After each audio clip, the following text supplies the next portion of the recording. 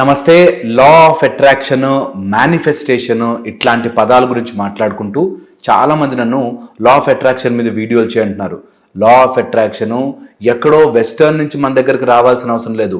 మన దగ్గర స్పెసిఫిక్గా ప్రతి నరంలోనూ, ప్రతి చక్రములోనూ, ప్రతి కోణములోనూ దీనికి సంబంధించిన ఇన్ఫర్మేషన్ ఉంది. అయితే కొన్ని విషయాలు మరి ఇంత లా ఆఫ్ అట్రాక్షన్ గురించి తెలిసినా ఎందుకు అందరూ చేయలేకపోతారు? భగవంతుడికి ఏంటి పార్షియాలిటీ? కొంతమందికి మాత్రమే లా ఆఫ్ అట్రాక్షన్ అర్థమై పనిచేస్తుంది, కొంతమందికి ఎందుకు పని చేయదు అనే డౌట్ని సాల్వ్ చేసుకుంటూ వెళ్దాం. ఈరోజు మీ జీవితంలో మీకు ఏం కావాలో అయస్కాంతంలా మీరు ఇలా అట్రాక్ట్ చేయడానికి గల కొన్ని రూల్స్ అండ్ రెగ్యులేషన్స్ మాట్లాడుకుందాం. అయితే ఇది ఒక సిరీస్ లాగా వస్తుంటుంది కదా, అన్ని వీడియోలు చూసే ప్రయత్నం చేయండి. మీ జీవితంలో కావాల్సింది మీరు ఎలా అట్రాక్ట్ చేసుకుంటారు, మీరు ఎలా మీ దగ్గరికి తెచ్చుకుంటారు అనేది మాట్లాడుకుంటున్నాం. అయితే ఫస్ట్ అండ్ ఫార్మోస్ట్ థింగ్, ఇది కరెంట్ లాగా, ఎనర్జీ లాగా మన లైఫ్లోకి అలా వస్తుంది కదా. మనము కొన్ని నాన్ కండక్టివ్ థింగ్స్, అంటే ఆ కరెంటు మన దగ్గరికి రాకుండా ఉండడానికి చూడండి, మీరు చెప్పులు వేసుకుని లేకపోతే వుడెన్ షీల్డ్ పెట్టుకుంటే కరెంట్ రాదు. అలాగే నెగిటివ్ మూడ్ పెట్టుకుంటే మీ లైఫ్లోకి మీకు కావాల్సింది అట్రాక్ట్ కాదు, నెగిటివ్ మూడ్. ఇది బాగా మైండ్లో ఫిక్స్ చేసుకోండి. చిన్న చిన్న విషయాలకి తొందరగా మూడ్ ఆఫ్ అయిపోతుంటే, తొందరగా మూడీగా మారిపోతుంటే, తొందరగా కోపం తెచ్చేసుకుని అలుగుతూ ఉంటే మీ జీవితంలోకి మీరు కావాల్సింది అట్రాక్ట్ చెయ్యలేరు. మీ చుట్టుపక్కల ఉన్న వాళ్ళు భయపడిస్తారేమో, మీ చుట్టుపక్కల ఉన్న వాళ్ళు మీరు బుంగమూతి పెడితే కన్విన్స్ చేయడానికి ట్రై చేస్తారేమో, కానీ జీవితము ఈ ఫ్లో ఆఫ్ ఎనర్జీ ఏం చేస్తుంది తెలుసా? కట్, వీడికి అవసరం లేదు, వేస్ట్ అని డిలీట్ చేసేస్తుంది. ఇంకా మీ లైఫ్లో మిమ్మల్ని డిసప్పాయింట్ చేసే వాళ్ళే వస్తారు, మిమ్మల్ని సతాయించే వాళ్ళే వస్తారు, మిమ్మల్ని ఇరిటేట్ చేసే వాళ్ళే వస్తారు. ఎందుకు? మీరు తొందరగా మూడ్ ఆఫ్ అయిపోతుంటారు, అన్నిటికీ మీరు మూడ్ ఆఫ్ అయిపోతుంటారు, అన్నిటికీ మీరు నెగిటివ్ ఎనర్జీని దాదా అని పిలుస్తూ ఉంటారు. సో ఈ రోజు నుంచి ఈ లా ఆఫ్ అట్రాక్షన్ని అర్థం చేసుకునే ప్రయత్నం చేస్తున్నారు కాబట్టి మీ జీవితంలోకి మీకు కావాల్సింది రావాలి అంటే మూడ్ ఆఫ్స్ నుంచి బయటకు రావాలి.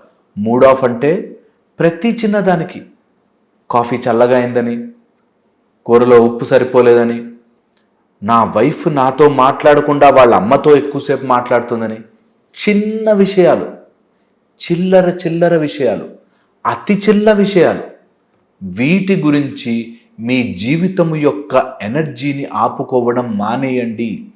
కోడలు గౌరవం ఇవ్వట్లేదని, కూతురు మాట వినట్లేదని, కొడుకు నేను చెప్పినట్టుగా చెయ్యట్లేదని, ఏదో రకంగా అన్నిటికీ మూడ్ ఆఫే, అన్నిటికీ అలిగిపోవడమే, అన్నిటికీ కోపం తెచ్చుకోవడమే. ఇలా ఉంటే నెగిటివ్ ఎనర్జీ ఒక పెద్ద షీల్డ్ లాగా మీరు అడ్డుపెట్టి మీ జీవితంలోకి ఏదీ రాకుండా మీరే ఆపుకుంటున్నారు. ఎంత ప్యాటర్న్గా తెలుస్తుంది తెలుసా? నాకైతే అప్పుడప్పుడు వాళ్ళ జీవిత చరిత్ర రికార్డ్ చేసి చూపించాలనిపిస్తుంది. దట్ ఎంత క్లియర్గా కోరుకున్నారో చూడండి. మా నాన్న నన్ను చిన్నప్పటి నుంచి తిట్టి కొట్టి మా అమ్మని టార్చర్ పెట్టేవాడు సార్, అందుకని నా జీవితంలోకి ఎవడొచ్చినా సరే నన్ను బాగా చూసుకునే వాళ్ళు రావాలి అనుకున్నాను, కానీ నా మొగుడు ఇలా వచ్చాడేంటి సార్ అనేవాళ్ళు ఎంతమంది ఉంటారో.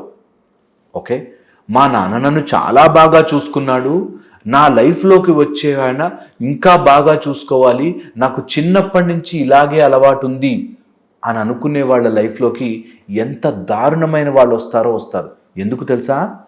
మా నాన్న బాగా చూసుకున్నాడు, వచ్చేవాడు బాగా చూసుకోడేమో, నేను జాగ్రత్తగా మెజర్ చేసుకుని చూడాలి అనే మైండ్ సెట్లో ఉంటారు. ఎన్ని రోజులైతే మనము ఆ భయము లేకపోతే ఆ మూడ్ ఆఫ్ వీటిలో బ్రతుకుతూ ఉంటామో మన చుట్టూ ఒక షీల్డ్ అడ్డుపడిపోయి ఎప్పుడు మన లైఫ్లోకి పాజిటివిటీని రానివ్వదు. ఈ షీల్డ్ అడ్డు పెట్టుకోవడం, ఈ negative mood of, mood swings, నా మూడ్ బాలేదు, నాకేంటో అది మూడీగా అనిపిస్తోంది అనే దాంట్లోకి వెళ్ళినన్ని రోజులు మీ జీవితంలో నెగిటివిటీని అట్రాక్ట్ చేస్తూనే ఉంటారు. అంటే ఎవరిని ఏదైనా అంటే మేము ఒప్పుకోకూడదు, ఒప్పుకుని తీరాలా, మేము వాదించకూడదా, చెప్పకూడదా అని వెంటనే ముందుకొచ్చేస్తారు. వెంటనే డైలాగులు వచ్చేస్తాయి. నా దగ్గర ఎంతమంది క్లయింట్స్ వస్తారో వాళ్ళందరూ చెప్పే మాట, అంటే వాళ్ళు ఏమన్నా మేము పడుండాలా సార్ అని. ఈ మాట బాగా గుర్తుపెట్టుకోండి. మూడ్ ఆఫ్ అవ్వడము, జీవితంలో పోరాటాన్ని ధైర్యంగా ఎదుర్కోవడము రెండు వేరు. అన్నిటికీ అలిగి కూర్చున్నంత మాత్రాన మీకు వచ్చే లాభమేం లేదు కదా. మీ లైఫ్లోకి ఇంకా కొత్త కొత్త సమస్యల్ని మీరు దారి తెరిచి ఓపెన్ చేసి లోపలికి ఆహ్వానిస్తారు. సో దానికంటే చేయగలిగిన ఈజీ పద్ధతి ఏంటి తెలుసా? ఈ విషయం కోసం నా ప్రశాంతత ఎందుకు కోల్పోవాలి, ఈ విషయం కోసం నా జీవితంలో ఉండే నా ఆనందాన్ని ఎందుకు నేను వదులుకోవాలి? ప్రాబ్లమ్ ఈజ్ దేర్, ఉండనియండి. నేను మాత్రం నా వైబ్రేషన్, నా ఫ్రీక్వెన్సీ, నా ఎనర్జీని నేను మార్చను. నేను కావాల్సిన దాంట్లో వైబ్రేట్ అవుతూ ఉంటా, ఎనర్జీని అట్లాగే ఉంచుకుంటా. నేను ఎనర్జీని కాపాడుకుంటే ఈ సమస్య అలా వెళ్ళిపోతుంది. లేదు, ఆ సమస్యని నేను పట్టుకుని కూర్చుంటే మన జీవితం ఎండ్ అయిపోతుంది. ఇంకా మనకు కావాల్సినట్టు ఉండదు. తర్వాత ఎంత లోతుగా వెళ్ళిపోతామంటే అసలు ఎక్కడ ప్రాబ్లం స్టార్ట్ అయింది, ఎలా సాల్వ్ అవుతుంది, మీరు ఎలా సాల్వ్ చేస్తారు, నా గురువు నాకు ఏం హెల్ప్ చేస్తాడు, దేవుడు ఏం చేస్తున్నాడు అనే స్టేజ్కి వెళ్ళిపోతాం. అందుకని అసలు ఆ ప్రాబ్లంని రానివ్వవద్దు, వచ్చిన దాన్ని ఎక్కువసేపు ఉండనివ్వవద్దు. తొందరగా పంపించేసేటట్టుగా మూడ్ ఆఫ్ అవ్వకుండా ఒక చిన్న చిరునవ్వు పడేసి దట్స్ ఓకే నేను చూసుకుంటా అనే ధైర్యంతో ఉంటే వచ్చిన సమస్య అలా వెళ్ళిపోతుంది. కానీ చాలామంది ఏం చేస్తారు తెలుసా, ఆ సమస్య దగ్గర కూర్చుంటారు. ఎప్పుడైతే అలా సమస్య దగ్గర కూర్చుంటారో జీవితం స్టాప్ అయిపోతుంది. సో ఈ రోజు నుంచి మీరు చేయాల్సింది, లా ఆఫ్ అట్రాక్షన్ జరగాలి అంటే నెగిటివ్ మూడ్ నుంచి బయటకు రండి. అట్లీస్ట్ పెద్ద పెద్ద సమస్యలు అయితే సాల్వ్ చేయలేరు, కానీ చిన్న చిన్న విషయాలకి మూడ్ ఆఫ్ అవ్వను. ఫర్ ఎగ్జాంపుల్, టీవీ చూస్తున్నారు, కరెంట్ పోయింది, అబ్బా అనేది రానివ్వకండి, మూడ్ ఆఫ్ అవ్వకండి. దట్స్ ఓకే, ఆఫ్ చేస్తారు, వేరే పని చేసుకుంటాం. ఓకే, చిన్న చిన్న విషయాల దగ్గర స్టార్ట్ చేయండి. పోనీ మీకు టీవీ అనిపించలేదు, మీరు ఫోన్ ఎక్కువసేపు చూస్తున్నారు, ఫోన్ ఎవ్రీడే ఒక 20 to 25 minutes పక్కన పడేయాలి. ఓకే, చూడకూడదు అసలు. ఓకే, ఏదో ఒకటి మిమ్మల్ని మూడ్ ఆఫ్ చేయగలిగేదాన్ని ఫేస్ చేయండి. నాకు ఆయన వాయిస్ వింటేనే మూడ్ ఆఫ్ అవుతుందండి అని ఉందనుకోండి, వాళ్ళతో కొంచెంసేపు గడపండి. ఆ మూడ్ ఆఫ్ని ఫేస్ చేసి, నాకు మూడ్ ఆఫ్ అవ్వాల్సిన పని లేదు, నేను నెగిటివ్ మూడ్లోకి వెళ్ళాల్సిన పని లేదు, నేను రాంగ్ దాంట్లోకి వెళ్ళాల్సిన అవసరం లేదు, నా మూడ్ స్వింగ్స్ ద్వారా, నా ఆలోచన విధానం ప్రతిదానికి మూడీగా కూర్చుని ఏంట్రా బాబు అనేటట్టుగా ఉండనవసరం లేదు. అలా ఉండేసరికి లైఫ్లోకి మేనిఫెస్ట్ అయ్యేటట్టుగా కొత్త ఎనర్జీ వస్తుంది. ఆ కొత్త ఎనర్జీ ఎంత బ్యూటిఫుల్గా ఉంటుంది తెలుసా మీకు.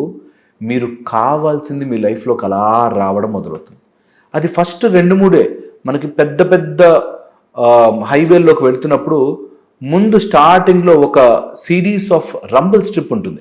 దడ్ అని చెప్పి మన చిన్న చిన్న స్పీడ్ బ్రేకర్లు అన్నీ ఒక రంబుల్ స్ట్రిప్లో వేస్తారు. అది దాటగానే మళ్ళీ రోడ్డు బాగుంటుంది. మనం ఈ రంపుల్ స్ట్రిప్ దగ్గరే, చూడు నా లైఫ్లోకి ఏం మంచివి రాదు, నేను ట్రై చేశానండి మీరు చెప్పినవి, కానీ ఏం వర్కౌట్ కాదు అని ఆగిపోతారు.